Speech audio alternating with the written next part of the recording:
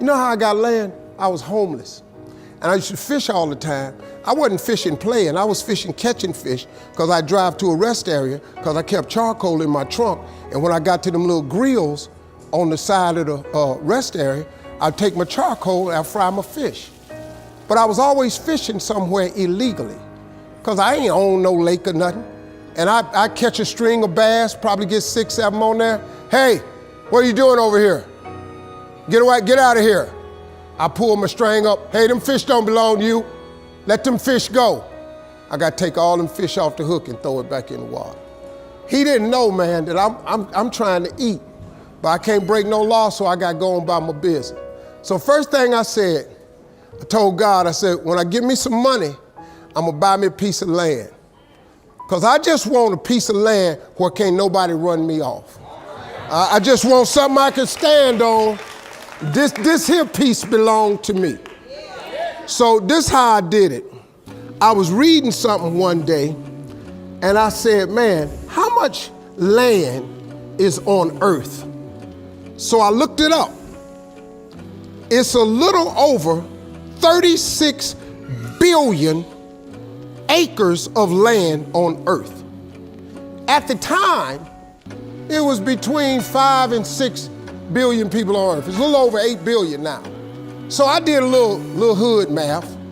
I said to myself, if it's 36 billion acres of land and it's 6 billion people, just to me, everybody ought to have 6 acres of land.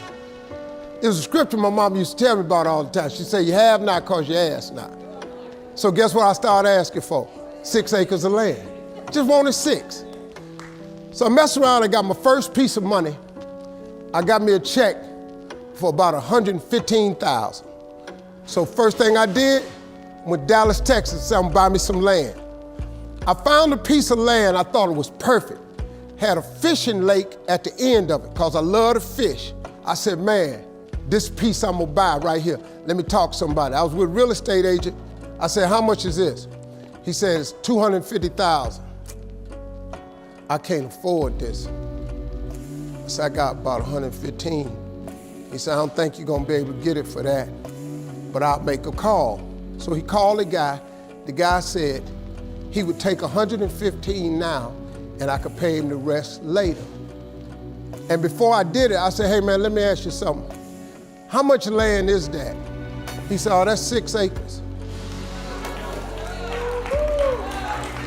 It was 6 acres. I got ready to sign it up. The real estate agent said, Mr. Harvey, before you sign that, I want you to think about it. I want to show you something else.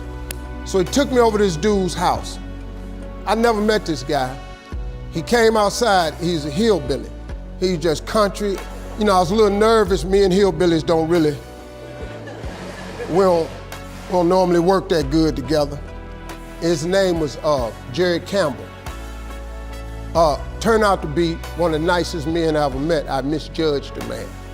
He talked to me, he said, I want to show you something. And I go over there and I couldn't believe it, man. It had rolling hills on it.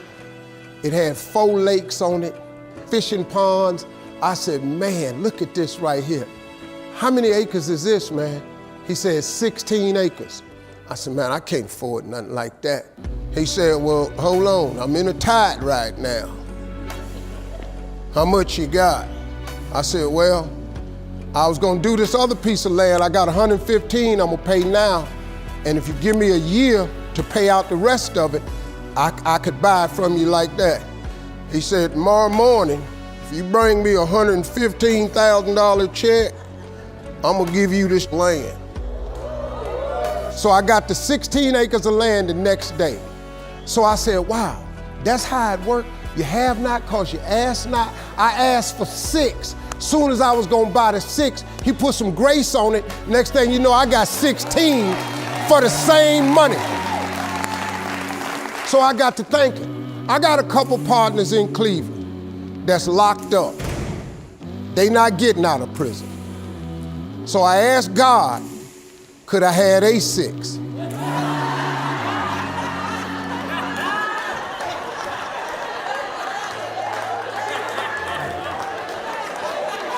They not getting out. They got 6 coming. Hey, Lord, can I have A6? So you know what he did? Some land opened up next to it. I bought 18 more acres. I bought it. So I went back up to Cleveland. I was hanging out one day. My boys was on the corner. I told them, I said, look, man, I can't hang out on corners no more. I'm trying to get my TV career started. Oh, you done changed, man. This what's happening. So now you done got this little money. You done forgot where you from. I said, okay, hey, Lord, can I have A6 too? So I see right now, yeah, I see what's happening right there. They ain't finna go nowhere. So I kept asking for everybody I thought wasn't gonna ask for A6, I asked for A6. I ended up owning almost 300 acres of land in Denton County, Texas. But I just kept on, man. Just kept on with it. I just kept the faith. I kept believing. I kept asking him. I kept wanting. God got great life for you, man. But you're gonna have to ask for it. And when you ask for it, you're gonna have to believe it. After you believe it, you gotta put your work in. Now, if you don't wanna do the work that it takes to be successful, this man with his success, if you knew how hard he worked, if you knew the hours he put in, the hours his daddy put in, if you knew what it really took, it's daunting. It's days, man, where you go, whoa, what is this I'm trying to do?